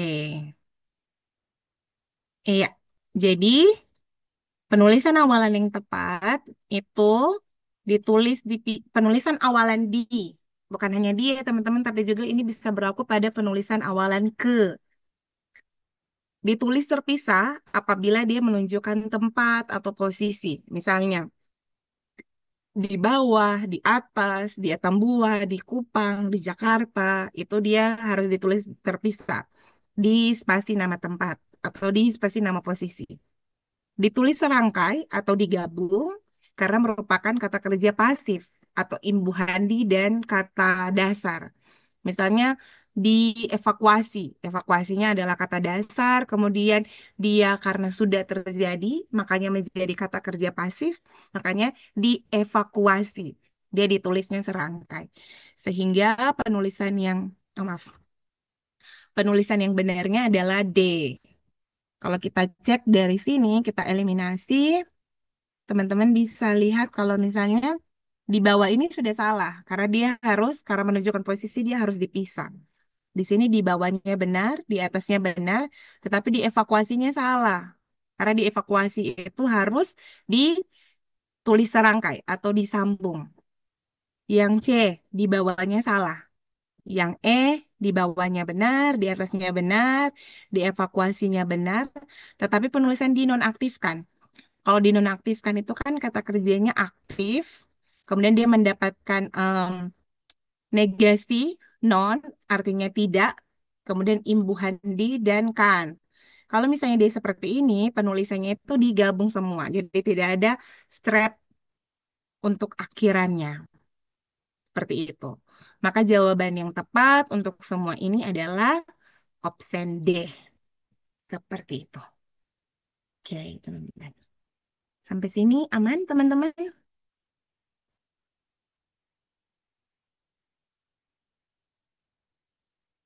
Kalau aman boleh dikasih reaction apapun. Aman, Kak. Terima kasih. Aman, Kak. Ya, terima kasih. Oke, itu tadi kita sudah bahas 8 soal. Harapannya itu bisa menjadi gambaran untuk kakak-kakak ya. Semoga ada gambaran terkait dengan tipe soal bacaan umum. Berikutnya mau bagi tentang saran manjur. Saran manjurnya adalah harapannya kakak-kakak tidak membuang waktu untuk memikirkan jawaban soal yang sulit. Kalau dilihat dari soal TBS secara umum, mulai dari penalaran verbal, kuantitatif, sampai dengan pemecahan masalah, itu ada 60 soal. Satu soal jawaban benarnya adalah 5 poin. Jadi totalnya adalah 300 poin kalau kakak-kakak menjawab 60 soal benar. Nah, di passing, kakak-kakak perlu menentukan target. Kalau misalnya target passing grade kemarin itu misalnya 70 atau kemarin itu kalau tidak salah 95. 95 dibagi 5 itu sekitar 19 nomor benar. Kakak-kakak mau targetnya lebih. Saya kan pintar kasonya. Saya kan jago nih di bagian pemecihan masalah, kuantitatif. Saya mau skornya saya lebih tinggi. Misalnya kakak-kakak targetnya 150. Kalau 150 dibagi 5 berarti kakak-kakak perlu menjawab setengah soal. 30 soal benar. 30 soal dibagi. Oh, saya kuatnya di penalaran logis, misalnya. 8 nomor penalaran logis. 12 nomor pemecahan masalah. Sisa 10-nya saya ambil di bagian penalaran kuantitatif. Jadi perlu ada trik seperti itu. Jadi kakak-kakak bisa fokus pada yang menjadi kekuatannya kakak-kakak. Kalau soal susah, move on, lanjut soal berikut. Kerjakan dulu soal yang mudah, intinya berdoa, tetap tenang, dan afirmasi positif ke diri sendiri. Mungkin itu dari saya. Mari tetap bergandeng tangan. Kalau Kakak Nun atau Kakak Nyong mau tanya, boleh silakan di website saya, di email, ataupun di sosial media saya, Instagram dan LinkedIn saya. Dan ini ada satu kata motivasi, semoga bisa memotivasi. Semoga kakak-kakak tidak pernah membatasi diri dengan segala stigmatisasi yang ada di masyarakat. Mau lu lahir dengan rambut keriting, kulit hitam, keluarga sederhana, rumah di pelosok pedesaan sekalipun, kalau lu mau berusaha, lu pasti bisa mencapai apapun yang lu mau. Mungkin itu saja dari saya. Terima kasih banyak. Mohon maaf apabila ada kekurangan dan kesalahan. Saya kembalikan kepada kakak moderator. Silakan. Oke, terima kasih banyak Kak Sonya atas penyampaian materi yang sangat-sangat insightful. Sekarang kita akan masuk pada sesi tanya jawab. Tapi sebelum itu, Dreamers, saya ingatkan sekali lagi mengenai link presensi. Bagi Dreamers yang belum mengisi link presensi, dimohon untuk mengisi link presensi terlebih dahulu. Untuk itu saya minta, oh sudah, Kak Iksan sudah kirimkan link presensinya.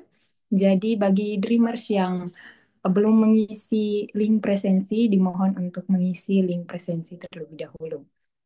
Oke, sekarang kita akan masuk pada sesi Q&A. Namun sebelum itu saya akan membacakan beberapa ketentuan yang harus ditaati Dreamers. Yang pertama adalah peserta yang ingin bertanya bisa langsung menyalakan fitur raise hand. Itu bagi peserta yang ingin bertanya langsung, bisa langsung menyalakan fitur raise hand. Setelah diberikan kesempatan, bisa langsung menyalakan kamera dan mikrofon, serta menggunakan virtual background untuk bertanya. Kemudian, ketentuan yang kedua itu adalah peserta yang belum bisa bertanya secara langsung, itu bisa menuliskan pertanyaannya itu di fitur chat yang tersedia. Dan yang ketiga, moderator yang akan memilih pertanyaan yang telah ditulis di kolom chat sesuai dengan ketentuan panitia dan akan membacakan pertanyaan terpilih kepada narasumber. Nah, untuk sesi Q&A ini akan dibuka dengan dalam dua sesi. Di sesi yang pertama dibuka bagi eh, Dreamers bagi tiga pertanyaan. Lalu di sesi yang kedua akan dibuka dengan itu bagi Dreamers yang sudah menyiapkan pertanyaannya silakan raise hand atau bisa langsung menuliskan di kolom chat. Silakan Dreamers.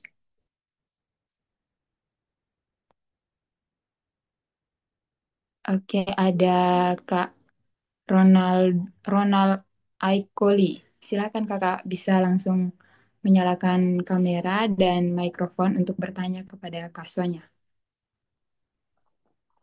Baik kakak, selamat malam. Terima kasih untuk Pak Sonya yang sudah memberikan materi terkait dalam pemecahan masalah. Eh, yang ingin saya tanyakan terkait dengan pemecahan masalah ini kan terkait dengan teks bacaan panjang yang biasanya disertai dengan tabel atau diagram dan yang lain Kak. Yang tadi yang saya coba nangkap dari yang kakak jelaskan tadi, ada tipe-tipe soal di pemecahan masalah yang terkait dengan meramalkan kejadian di masa depan. Itu kira-kira model soalnya seperti apa ya Kak? Terima kasih Kak, hanya itu saja yang saya coba tanyakan. Terima kasih Kak. Oke, Kak Sonya, ini pertanyaannya mau ditampung dulu atau langsung dijawab, Kakak? Ah, boleh saya jawab, Kak? Silakan, Kakak. Ingatan saya tidak terlalu kuat soalnya. Oke, Mohon silakan. maaf. Ya. Oke, terima kasih banyak. Iya betul. Terima kasih Kak Ronald untuk pertanyaannya.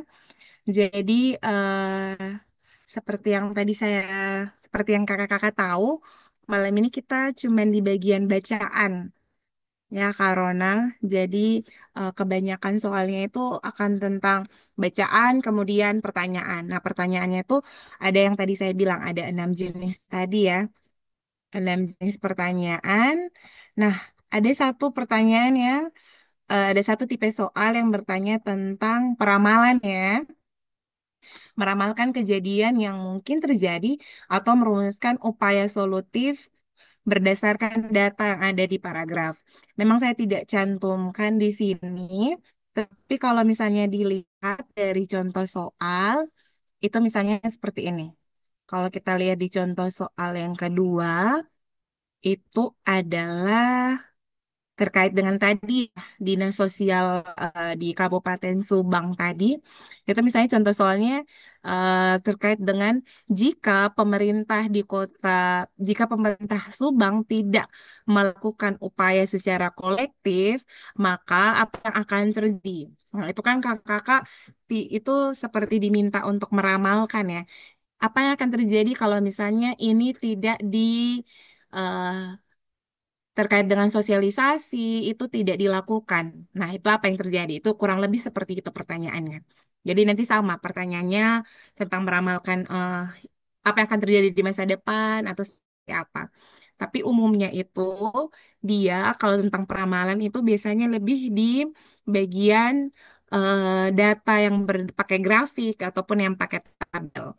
Misalnya tentang data populasi kependudukan, terus dengan data angka kemiskinan. Angka kemiskinan terus meningkat apabila tidak ada upaya dari pemerintah, apa yang akan terjadi gitu. Atau sektor mana saja yang menjadi yang akan terkena dampak apabila tidak ada penanganan atau apa. Jadi teman untuk memikirkan upaya atau meramalkan. Kurang lebih seperti itu. Semoga menjawab ya, Kak Ronald. Ya Kak, makasih Kak. Udah paham, udah paham. Sama-sama. Ya, makasih. Oke, kita lanjut lagi. Dreamers ini ada yang mau bertanya secara langsung? Silahkan sebelum saya membacakan pertanyaan yang ada di kolom chat. Masih ada? Jika Halo, belum Kak. ada, adakah? Sepertinya tidak ada. Jadi, kasonya saya akan bacakan pertanyaan yang ada di kolom chat. Ini dari Kak Lilian CD. Pertanyaannya, untuk TBS ini apakah 60 soal itu akan langsung ditampilkan semua seperti tes CPNS sehingga kita bisa skip ke bagian yang kita rasa mudah atau dikuasai atau dipisah-pisah per sesinya? Itu kakak soalnya. Oke. Terima kasih banyak Kakak Rani yang sudah baca dan juga pertanyaan dari kalian. Eh, sayangnya dia tidak seperti itu, Kakak. Sayangnya LPDP di Kementerian Keuangan belum bisa mengintegrasikan seperti itu. Jadi pertama, ketika kakak-kakak masuk, sudah selesai jadwal, masukkan username, masukkan paspor, nanti ada pengaktifkan kamera singkat untuk cek kamera sudah aktif dan seterusnya. Kemudian kakak-kakak akan mulai mengerjakan dari sesi yang pertama. Sesi yang pertama tentang penalaran verbal. Penalaran verbal sekitar 30 pertanyaan, itu akan muncul semua. Muncul semua penalaran verbal. Setelah selesai, baru dia muncul penalaran kuantitatif. 20 soal. Setelah itu baru dia muncul pemecahan masalah. Jadi dia tidak sekali muncul semua soal 60, tetapi dia munculnya per bagiannya, Kak. 3 kali muncul soal verbal, kuantitatif, dan pemecahan masalah. Seperti itu. Nah, jadi dipisah per sesinya. Oke, terima kasih Kak Sonya atas jawabannya. Kak Lilian, jawabannya bisa dipahami? Sudah ada jawaban. Baik, terima kasih. Oke, kita lanjut lagi ke pertanyaan yang berikut. Izin tanya Kak, untuk bagian pemecahan masalah pada materi yang sudah dipaparkan,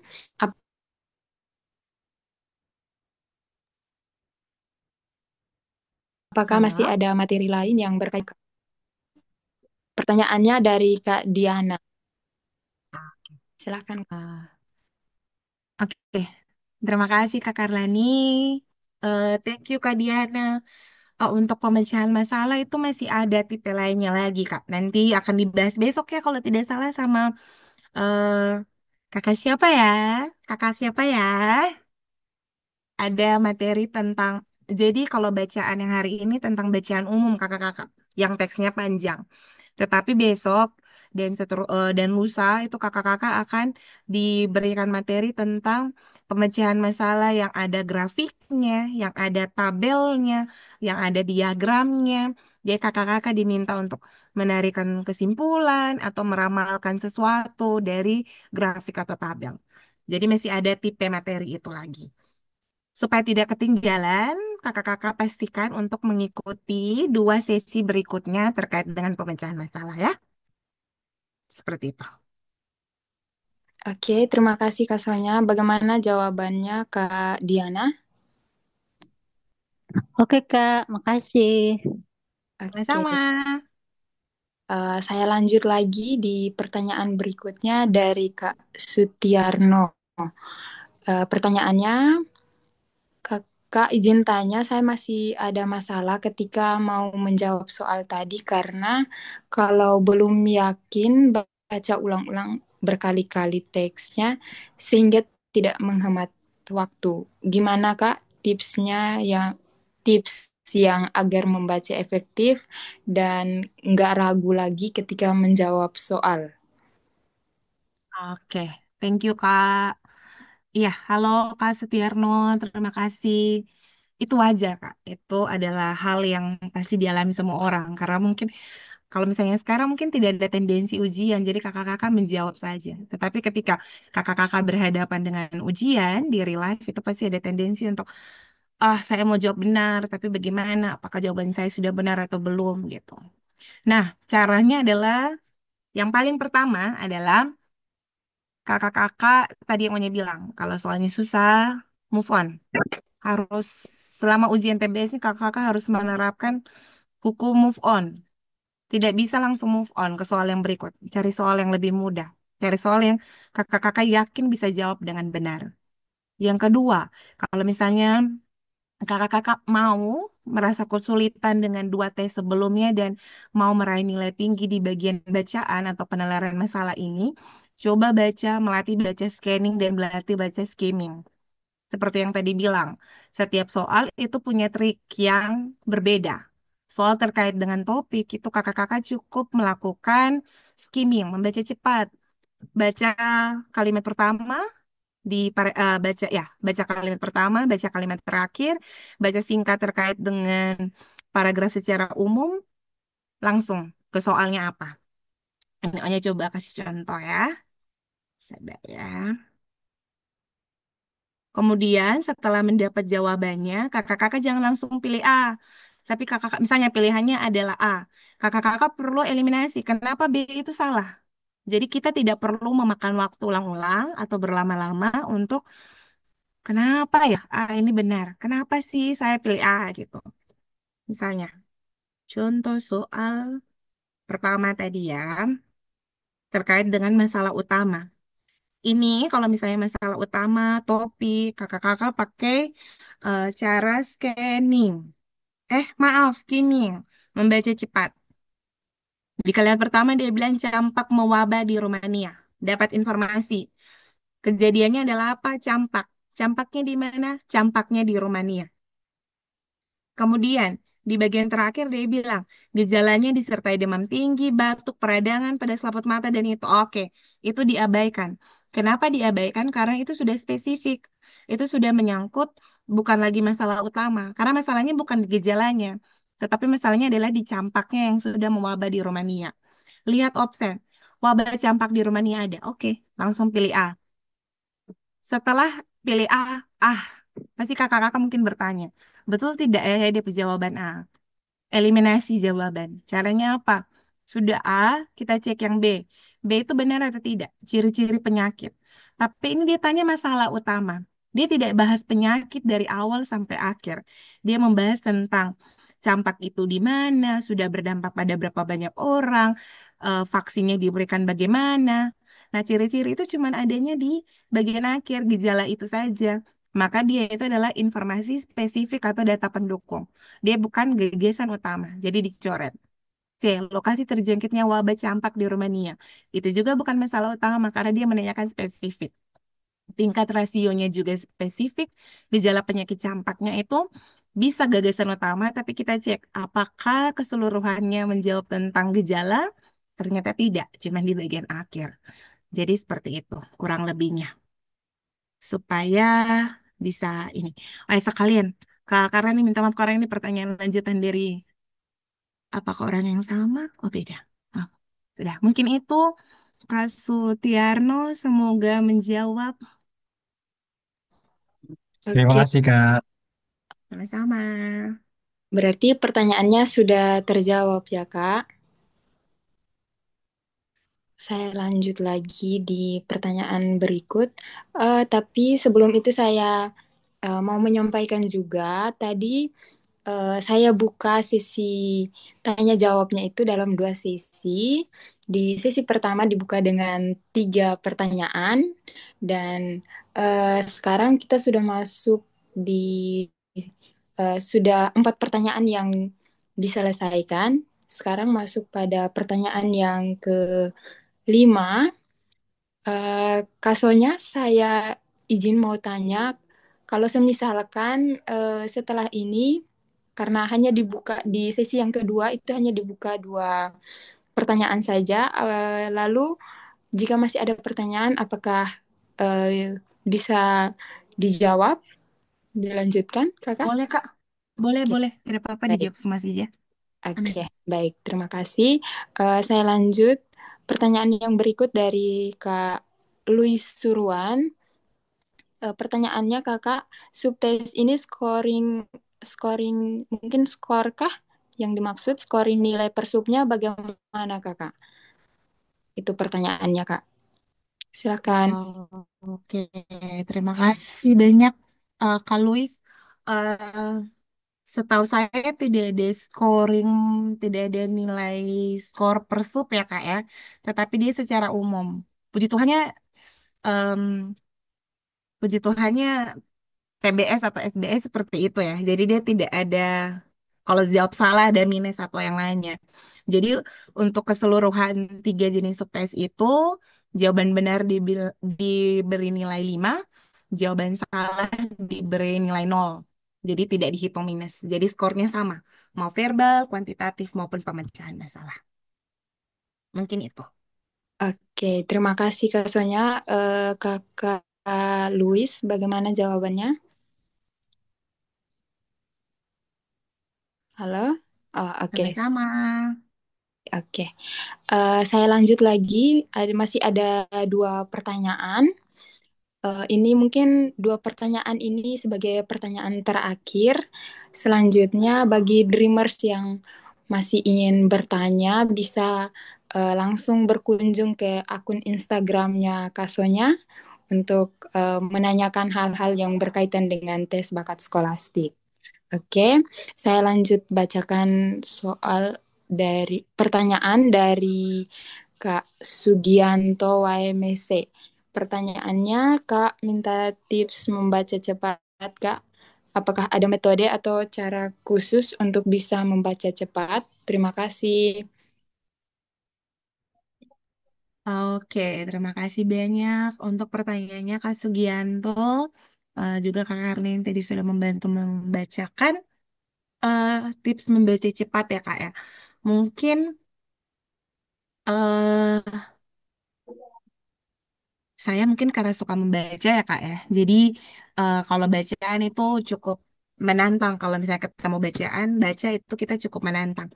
Tapi mungkin untuk teman-teman yang tidak atau kurang menyukai membaca, mungkin bisa dimulai dengan latihan soal. Latihan soal, khususnya langsung soal-soal TBS, penelaran atau pemecahan masalah. Teman-teman nanti nanti dibagikan PPT ini, teman-teman bisa melihat tipe soalnya apa, jenis atau teknik membaca yang diperlukannya apa.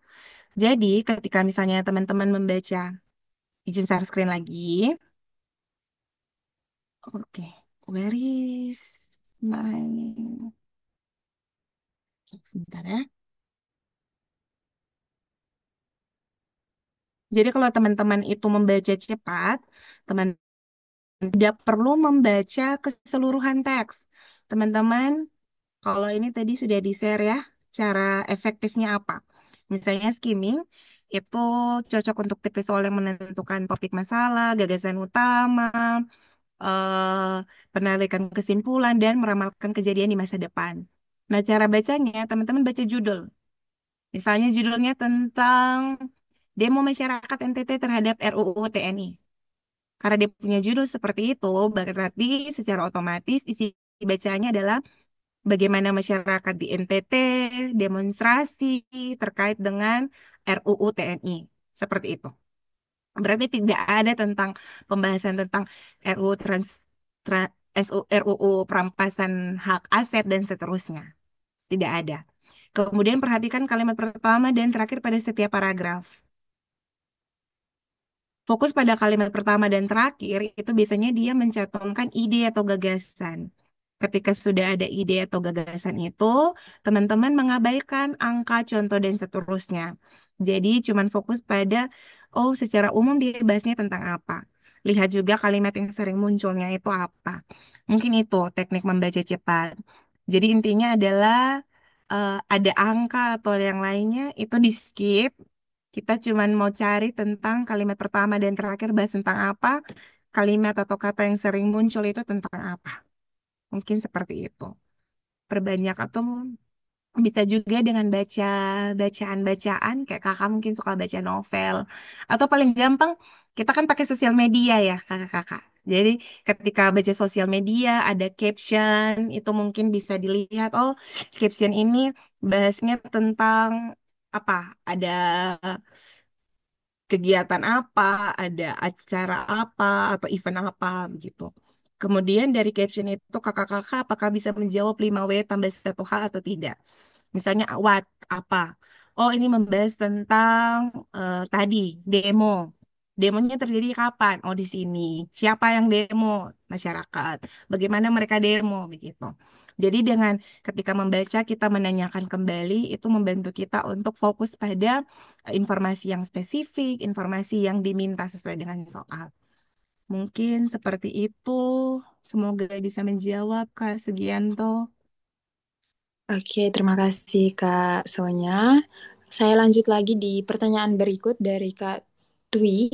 Izin konfirmasi Kak, berarti untuk pertanyaan terkait pernyataan yang tidak sesuai dengan teks, pernyataan yang tidak sesuai dengan teks pakai teknik scanning ya Kak.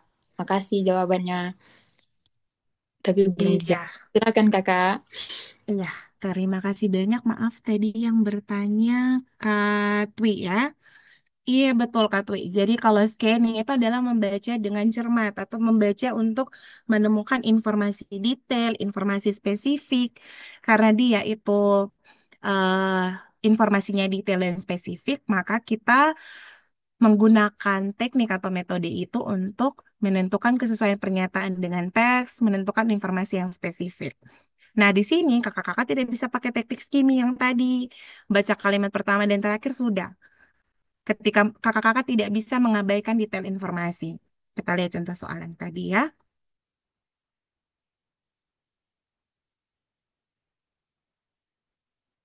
Yang tadi ada kesalahan penulisan. Bentar, di mana ya? Ini ya. Nah, ini berikut ini adalah informasi yang sesuai dengan wacana di atas. Kakak-kakak tidak bisa baca kalimat pertamanya saja atau baca kalimat terakhirnya. Tapi ini kakak-kakak harus membaca secara keseluruhan, secara detail. KSM yang dikantongi oleh Dinas Sosial Subang mencapai 125.000 kakak. Dibaca. Oh ada, ini sama-sama angka 125.000. Oh di baris kedua ada angka 125.000. Baca kalimatnya. Dinas Sosial Kabupaten Subang merilis hingga 2015 ini jumlah keluarga yang sangat miskin mencapai 125.000 kakak. Lebih. Oh dia sama, KSM oleh Dinas Subang sampai 125.000. Sama, berarti jawabannya benar. Maksudnya sesuai gitu. Berarti ini bukan pilihan jawaban. Seperti itu.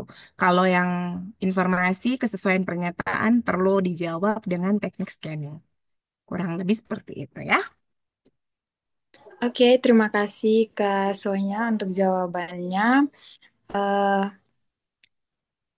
untuk sesi Q&A cukup sampai di sini.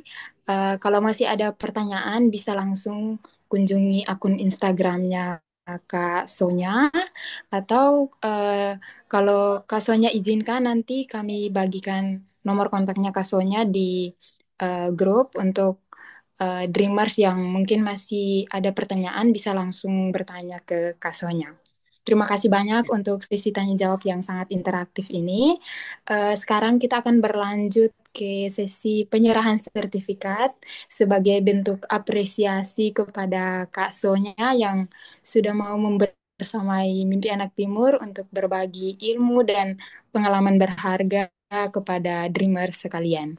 Untuk itu, saya undang Kak Iksan sebagai PIC kegiatan kita malam ini untuk menyerahkan sertifikat kepada Kak Sonya. Silakan Kakak. Kari, mohon bantuannya untuk mengambil gambar dalam sesi penyerahan sertifikat Kakak. Silakan. Oke, terima kasih Kak Karlani kesempatannya. Dreamer sekalian, wah materi yang luar biasa dari Kak Sonya tadi sangat-sangat membantu kita untuk memahami soal-soal tentang pemecahan masalah. Mungkin uh, ini sebagai bentuk apresiasi kami dari komunitas Mimpi Anak Timur, mau mengucapkan terima kasih Dokter banyak yang di jalan kepada tuh rame, Mas. Kak Sonya yang sudah bersamai kami dalam mini kelas minggu ketiga hari yang pertama ini. Kami juga mohon maaf jika dari komunitas ada kekurangan, uh, dan juga harapan kami doa buat kakak semoga sukses dalam studinya, dan mungkin kami bisa bertemu dengan Kak Sonya di kesempatan-kesempatan yang diselenggarakan oleh Mimpi Anak Timur ke depannya. Sukses selalu Kak. Kita minta izin untuk ambil foto bersama. Saya minta untuk Kak Riri. Ya. Oke, saya hitung ya. Ya. 1, 2, 3. Oke, boleh sekali lagi, Kak. 1, 2, 3. Oke, terima kasih. Oke, terima kasih Kak Sonya. Sukses selalu. Saya kembalikan Kak Karlan. Oke, terima kasih Kak Sonya. Tidak lupa juga kami ingin mengucapkan terima kasih kepada seluruh media partner yang sudah mau bekerja keras membantu Mimpi Anak Timur untuk menyukseskan kegiatan ini. Ada Kuliah Matematika, Akademi Center, dan Mentor Sebaya. Dukungan dari ketiga media partner ini sangat-sangat berarti sekali karena mereka membantu kami menyebarluaskan informasi ini untuk menjangkau lebih banyak dreamers. Semoga kerjasama ini tetap berlanjut di kesempatan-kesempatan berikutnya. Dreamer sekalian, jangan lewatkan juga upcoming event yang akan datang. Masih ada 2 event lagi. Yang pertama itu adalah mini kelas TBS. Itu ada 2 kelas lagi yang akan diselenggarakan pada tanggal 29 dan 30 Maret, besok dan lusa. Kemudian yang kedua adalah tryout hasil kolaborasi Mimpi Anak Timur dengan teman beasiswa yang kedua, batch 2. Seperti yang sudah saya katakan di awal tadi, bagi dreamers yang mungkin belum mengikuti tryout, silahkan mendaftarkan diri untuk menguji kemampuan dari dreamers dalam menghadapi tes bakat skolastik nanti. Jangan sampai ketinggalan dan bisa langsung pantau informasi selengkapnya di Instagram Mimpi Anak Timur, TikTok, dan LinkedIn. Bagi dreamers yang ingin menanyakan hal-hal terkait eh, tes bakat sekolah tes bakat skolastik, tryout, dan mini kelas ini bisa juga konfirmasi kami ke email Mimpi Anak Timur. Dan untuk dreamers yang mungkin malam ini terkendala jaringan karena terkendala jaringan dan keluar masuk dari Zoom, bisa nanti menonton ulang pembelajaran malam ini di YouTube Mimpi Anak Timur. Nanti akan di-share oleh panitia. Oke, dengan berakhirnya rangkaian acara malam ini, kami dari tim Mimpi Anak Timur mengucapkan terima kasih kepada seluruh peserta, narasumber, Kak Sonya, dan media partner yang telah berpartisipasi. Semoga ilmu yang didapatkan bermanfaat dan bisa menjadi bekal dalam perjalanan Dreamers dalam meraih mimpi. Oke, sampai jumpa di event berikut. Tetap semangat, terus belajar, dan jangan pernah berhenti untuk bermimpi. Saya mewakili tim Mimpi Anak Timur, pamit undur diri. Selamat beristirahat, sampai bertemu lagi. Selamat malam. Selamat malam, Kak. Terima kasih banyak. Sama-sama. Jangan lupa join kembali kelas besok dan lusa tanggal 29 dan 30. Terima kasih Kak Sonya. Terima kasih, Kak Sonia. Terima kasih semuanya. Sukses ya. Sukses kakak-kakak MAT. Terima kasih Kak Sonya. Terima kasih Kak Sonia.